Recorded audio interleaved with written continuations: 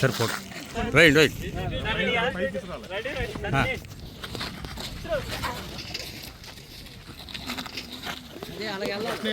తీసుకొని ఫోటోలు కదమ్మా పైకి వెళ్ళిపోవాలి ఫస్ట్ వెళ్ళమ్మా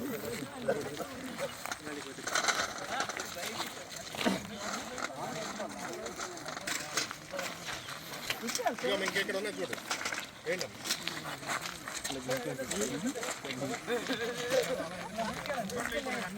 దూరాలతో చూడాలి.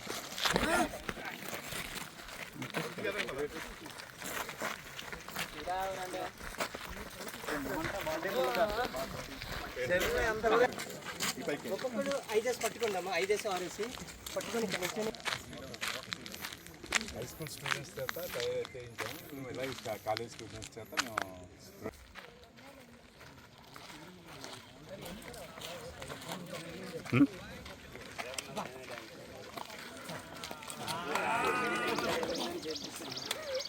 నా పేరు ఎన్ కిరణ్మయ్. నేను JNTGV విజయనగరంలో చదువుతున్నాను. ఈరోజు మా కాలేజ్లో JD ఫౌండేషన్ వాళ్ళు సీడ్స్ థ్రోయింగ్ చేయడం జరిగింది. VC గారి ఆధ్వర్యంలో జరిగినందువలన మేము చాలా సంతోషిస్తున్నాం. Thank you.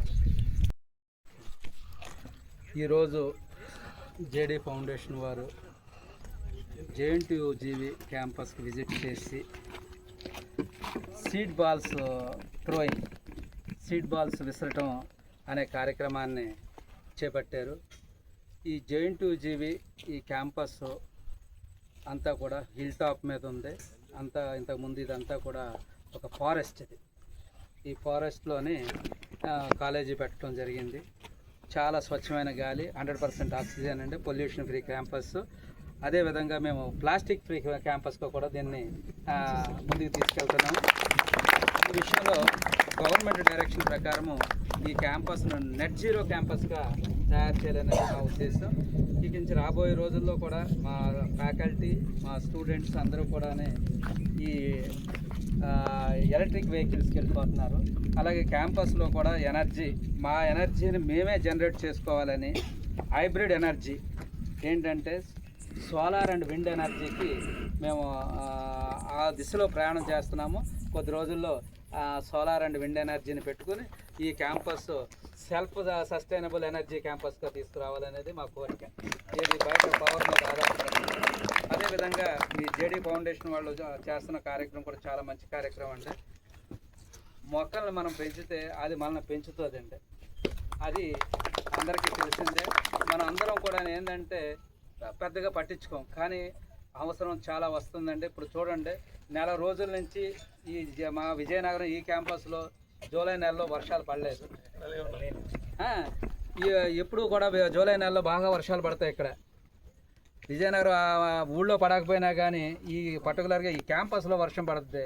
ఆ వర్షాలు రాలేదు అంటే సైకిల్ మారిపోతుందండి. ఎన్విరాన్మెంట్ సైకిల్ మారిపోతే వర్షాలు లేటుగా వస్తాయి, పంటలు లేటుగా వేసుకోవాల్సి వస్తుంది. దాని మూలంగా ఫుడ్ గ్రెయిన్స్ షార్టేజ్ వచ్చేస్తుంది, కరువు కాటకాలు వచ్చేస్తాయి.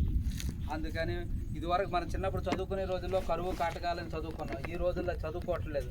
కానీ మళ్ళీ ఆ రోజులకి మళ్ళీ ప్రపంచం వెళ్ళిపోద్దేమో అన్నట్టుగా అనిపిస్తుంది.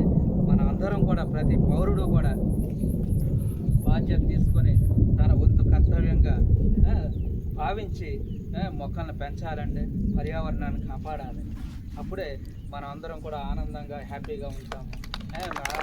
జేడీ ఫౌండేషన్ వాళ్ళు మీరు చేస్తున్న కార్యక్రమాలు చూస్తే మాకు కూడా చాలా సంతోషం అవుతుంది. అదిగాక మీరు వచ్చి మాతో పాలు పంచుకోవడం మాకు కూడా మాకు మా విద్యార్థులకి చాలా ఆనందంగా ఉంది. మీరు జేడీ లక్ష్మీనారాయణ గారు ఒకసారి వచ్చారంట, మళ్ళీ ఒకసారి నేను పిలవాలనుకుంటున్నాను.